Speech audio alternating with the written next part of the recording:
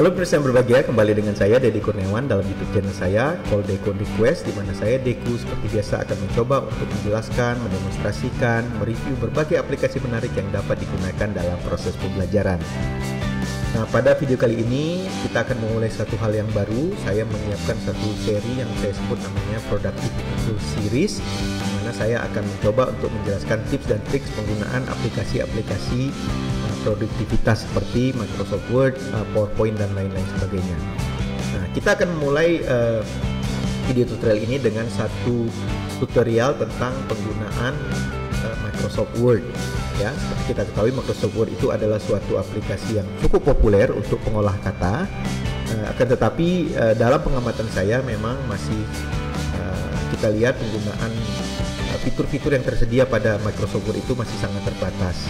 Nah, oleh karena itu salah satu target saya dalam membuat video ini adalah untuk menjelaskan beberapa fitur-fitur yang taruhnya bisa sangat membantu dalam kita mengelola sebuah dokumen profesional, mengetik dokumen profesional, tapi mungkin tidak terlalu banyak dipahami atau mungkin tidak digunakan. Nah, dalam video ini khususnya episode 1 saya akan mencoba untuk menjelaskan tentang satu fitur yang namanya Styles. Nah, apa itu Styles? Untuk lebih jelasnya mungkin kita langsung saja akan langsung masuk ke dalam tutorial. Selamat menyaksikan. Nah, untuk tutorial kali ini saya akan mencoba atau saya sudah menyiapkan satu dokumen, ya. Ini adalah dokumen dummy saja, isinya tidak tidak betul-betul punya makna, ya, tetapi saya ingin menunjukkan satu dokumen yang berbentuk artikel atau sebuah naskah dokumen yang panjang, ya, cukup panjang. Nah, biasanya kita mendapatkan tugas misalnya membuat makalah atau bahkan membuat laporan yang dimana kita akan mengorganisasikan teks-teks kita itu ke dalam chapter-chapter atau bagian-bagian, bahkan kepada sub-chapter dan sub-sub-chapter. Nah, ini adalah sebuah bentuk pekerjaan akademik yang sering kita temui, dan dimana terkadang kita diminta untuk mengikuti suatu aturan tertentu tentang cara mengelola sebuah dokumen yang berbentuk panjang seperti ini. Contoh misalnya dalam dokumen yang saya tampilkan ini, kita punya judul di sini, kemudian ada nama penulisnya, kemudian kita lihat di sini ada dibagi menjadi chapter, sub-chapter dan seterusnya. Nah, untuk dokumen panjang seperti ini yang sering kita temui adalah kita melihat bahwa banyak yang pengguna yang masih memformat teks seperti ini secara manual. Artinya misalnya contoh untuk title atau judul, ya, misalnya kita perlu meletakkannya di tengah, ya, menjustifikasinya ke tengah seperti ini di center. Kemudian mungkin kita diminta untuk membolkan tulisannya, dibesarkan. Kemudian mungkin kita juga diminta untuk mengganti fontnya, ya, ke bentuk font yang sesuai untuk judul. Jadi, dan ini berlaku terus sampai ke bawah. Jadi untuk setiap heading, ya. Nah, ini sebentar kita contohkan.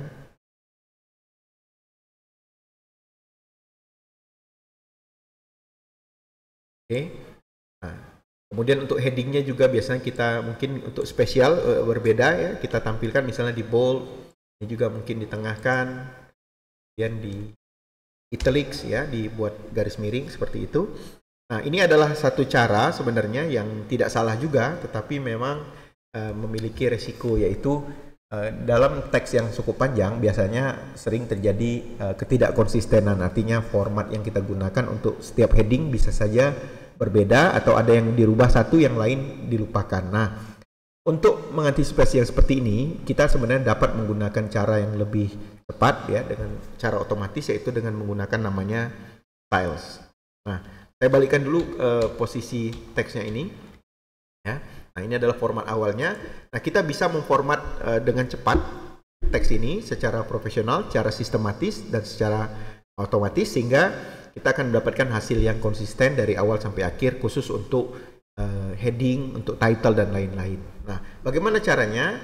Di sini kita akan hanya membutuhkan satu fitur, satu kelompok fitur yang namanya Styles, ya. Kalau Anda lihat ini berada di bagian atas. Nah, saya menggunakan Microsoft Office 365, ya. Ini ada tampilan Office 365. Mungkin kalau Anda menggunakan Office versi lainnya, tampilan agak sedikit berbeda, tapi pasti ada satu bagian, satu kotak tab menu yang namanya styles ya. Di sini saya tunjukkan.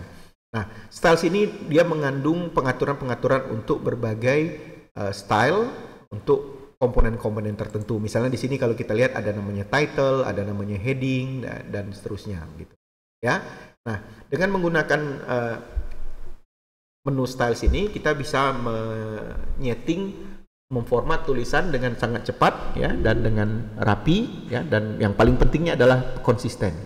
Nah, mari kita mulai saja untuk lebih cepat memahaminya. Misalnya saya punya title di sini ya. Saya tidak akan memformatnya dengan secara manual dengan bold, dengan huruf lebih besar dan lain-lain. Saya cukup memilih teksnya ya, select di ini.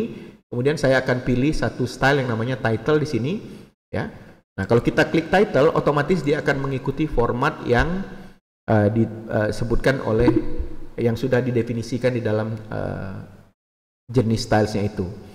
Saya lanjutkan, misalnya untuk nama saya akan menggunakan namanya subtitles ya. Nah, untuk di sini chapter, untuk chapter kita biasanya menggunakan yang namanya heading ya. Nah, heading 1, 2, 3 ini adalah urutan organisasi sebuah heading ya. Jadi kalau heading 1 itu level paling tinggi. Misalnya untuk chapter kita pakai heading 1, kalau kita punya sub chapter kita pakai heading 2, kalau kita punya sub chapter kita menggunakan heading 3. Jadi sesederhana itu sebenarnya konsepnya ya. Nah, sekarang mari kita lakukan dengan chapter 1. Saya akan pilih chapter 1, lalu kemudian saya pilih heading 1. Nah, dia akan memformat sesuai dengan aturan yang sudah ditetapkan oleh desainnya ini ya. Nah, saya punya sub chapter tapi saya skip dulu. Saya akan mencoba untuk merubah terlebih dahulu chapter ya, level pertamanya level 1 heading 1. Nah, ini klik heading 1, kemudian saya cari chapter 3 heading 1, kemudian saya cari chapter 4 karena saya punya 4 chapter. Ini kita oke di sini ya. Nah, di sini saya rubah menjadi heading 1. Nah, ini adalah untuk level 1. Sekarang saya balik lagi ke atas.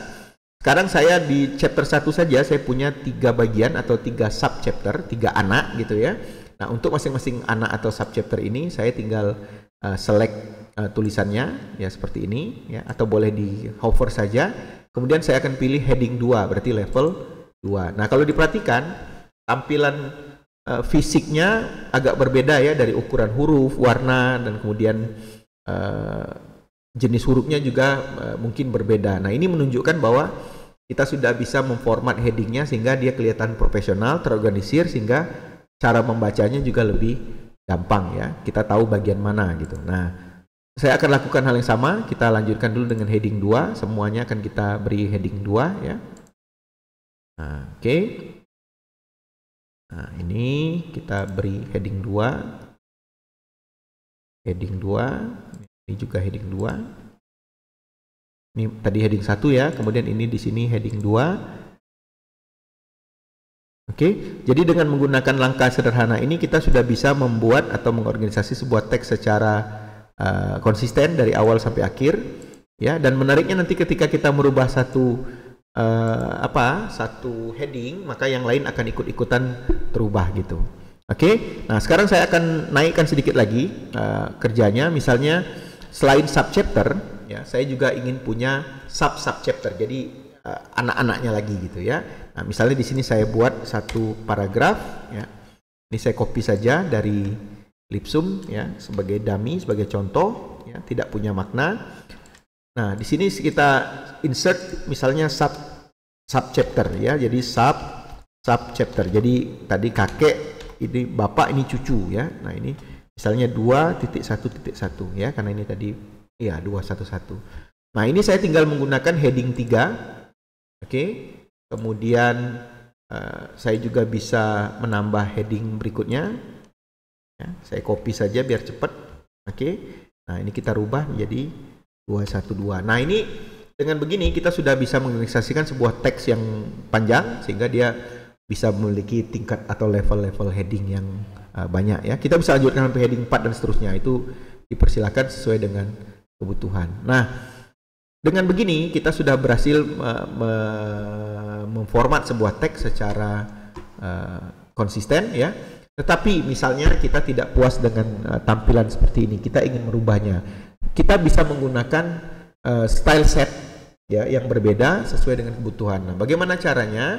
Kita tinggal cari, kita pindah dulu ke menu, ke tab namanya tab design ya. Jadi tadi tabnya di home. Jadi sebenarnya style ini letaknya itu paling depan itu ya. Harusnya kalau di Office 365 ya, mungkin di tempat lain agak berbeda, tapi sebenarnya style itu ada di depan. Tapi dalam diskusi saya dengan banyak teman, dengan mahasiswa, itu ternyata memang banyak yang nggak tahu bahwa fitur itu ada gitu. Nah, ini menarik gitu. Nah, kemudian kalau kita masih mau mengedit tampilannya, kita bisa tinggal klik design ya. Nah, di sini tersedia banyak sekali desain ya yang bisa kita pilih. Nah, misalnya ini ada yang menarik nih karena agak-agak berbeda ya. Saya pilih yang ini.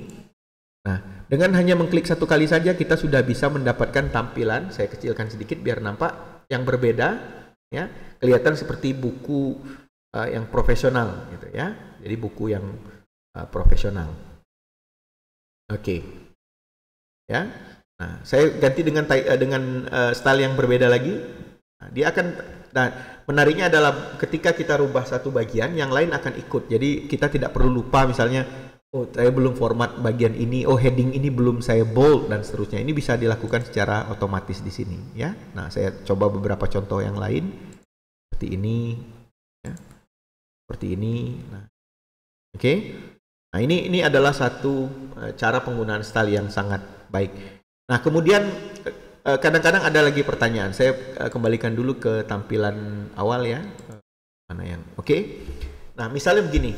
Oh, dosen saya atau institusi di mana saya harus mengumpulkan laporan meminta template yang berbeda ya, yang tidak sesuai dengan ini karena ini tampilannya sangat elegan ya, bisa ada yang mirip seperti koran, ada yang seperti buku dan lain-lain.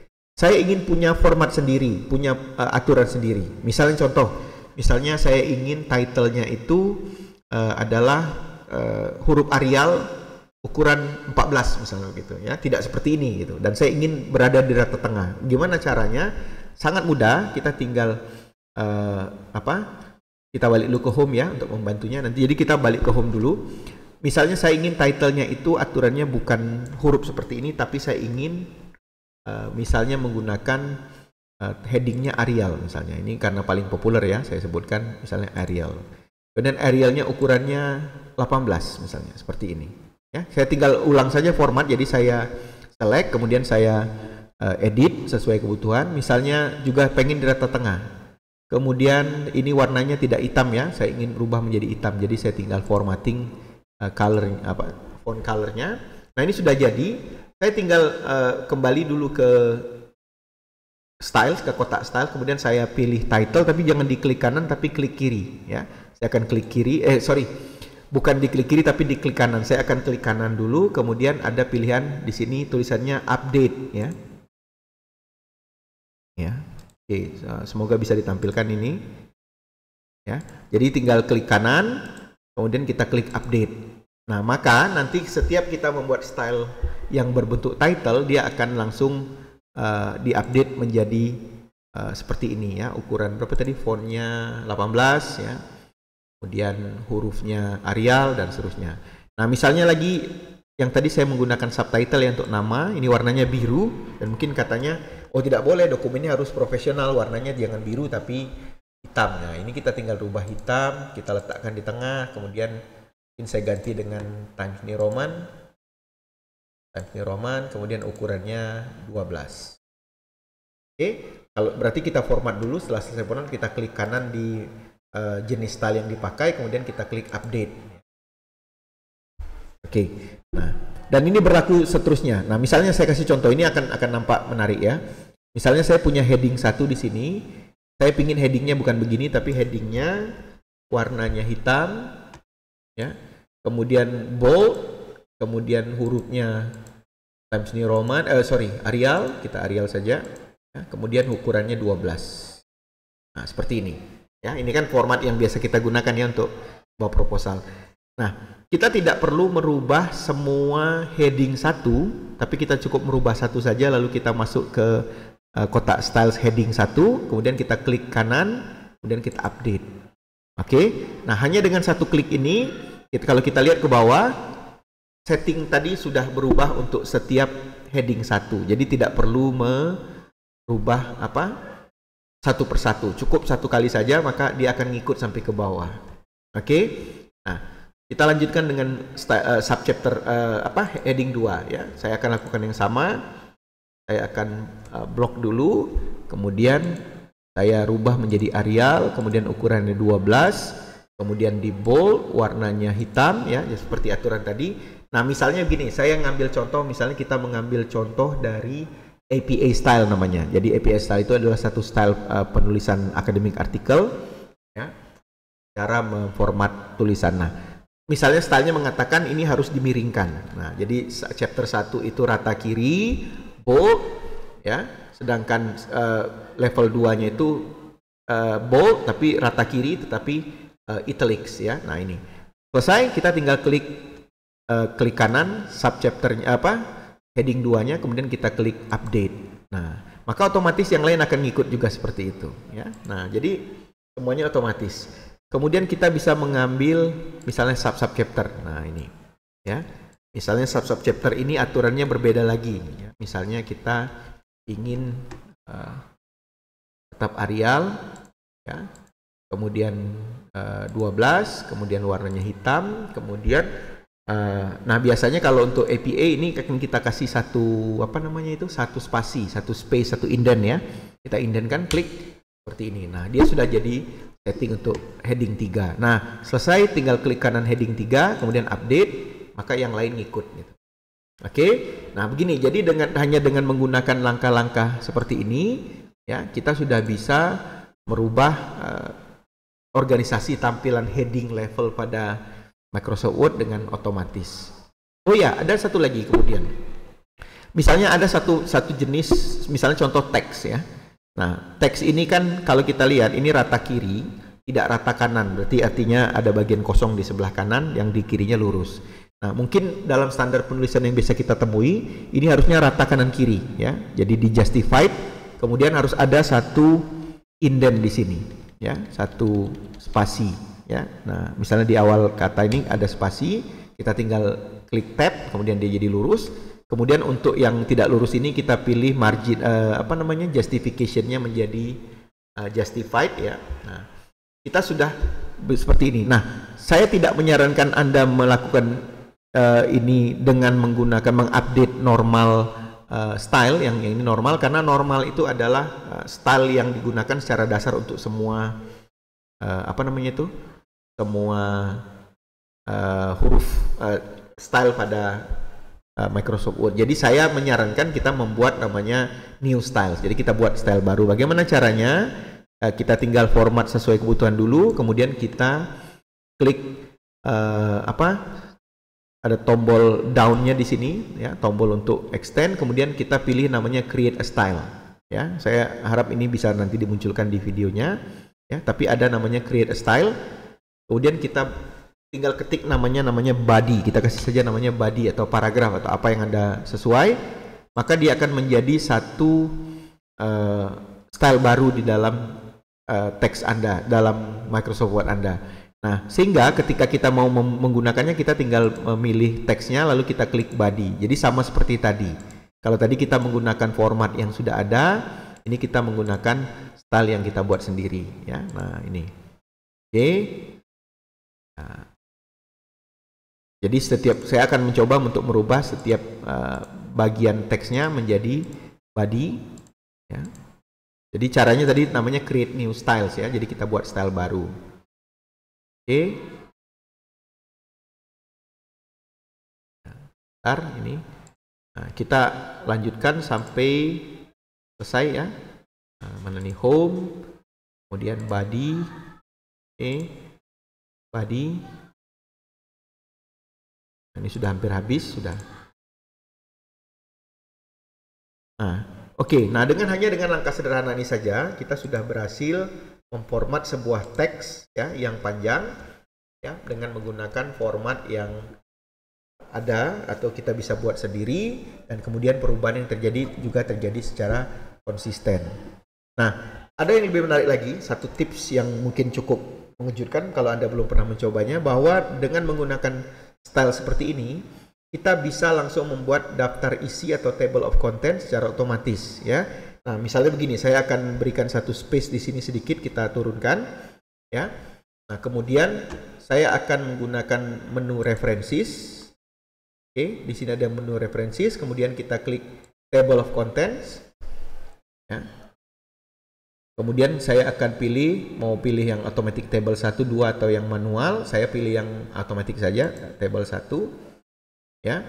Nah, sehingga kita bisa langsung mendapatkan table of contents secara otomatis, ya, dan langsung ada nomornya. Oke, dan bahkan kita bisa